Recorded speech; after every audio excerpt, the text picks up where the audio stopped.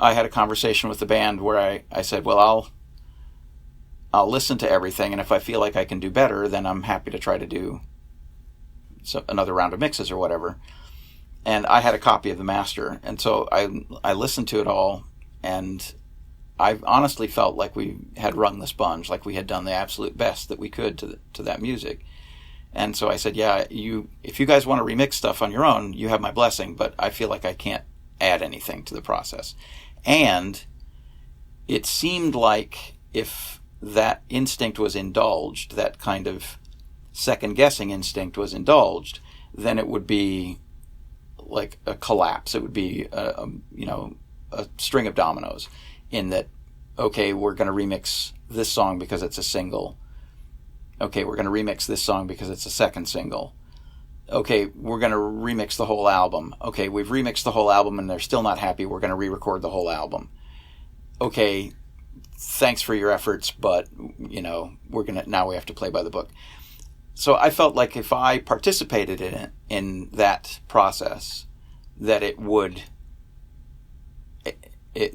cascade into a capitulation. And so I said, look, if you guys want to remix stuff on your own, you have my blessing. It's not my record, it's your record. And in the end, they did. They re-recorded some of the vocals backing vocals on one song, and they remixed a couple of songs. And the album that was released, ultimately, was the recordings that we did, that is, the band and I did. The bulk of the record were the original mixes that they did that were originally rejected. There were 2 or 3 songs, I forget, that were remixed and subsequently released as singles and included on the album. But the main thrust of that description is that the record that ended up in the stores is the record the band wanted people to hear. There was a slight difference between that record and the record that they ended up with at the end of the sessions, but that was their decision, and they decided that they wanted to release that album in that way. It's their record. They get to do that. Whatever like minor bruise to my ego there is that they wanted to remix some stuff is completely irrelevant to the fact that that band remained in control of that record, and they released a record that they were proud of, right? That's the end of the story as far as I'm concerned. I was working for them. I was an employee, right? So, like, the guy that installs the toilet in your house doesn't get to tell you how to paint it, right? So that's my relationship with that band.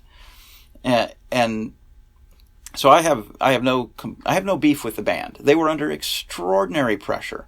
Like, everyone around them was telling them that they had to play ball. Every single person in their orbit, all of their management people immediately wanted to capitulate because they were afraid for their careers. All of the people that worked with them and in proximity to them at the record label, they were all afraid of their careers. Everyone at the record label was afraid that they were going to have a bad quarter if the Nirvana record wasn't a smash hit. So up the entire corporate ladder, everyone was terrified of this band making their own decisions. And in the end, it's just, the record is appreciated by their audience, and that's really all that matters.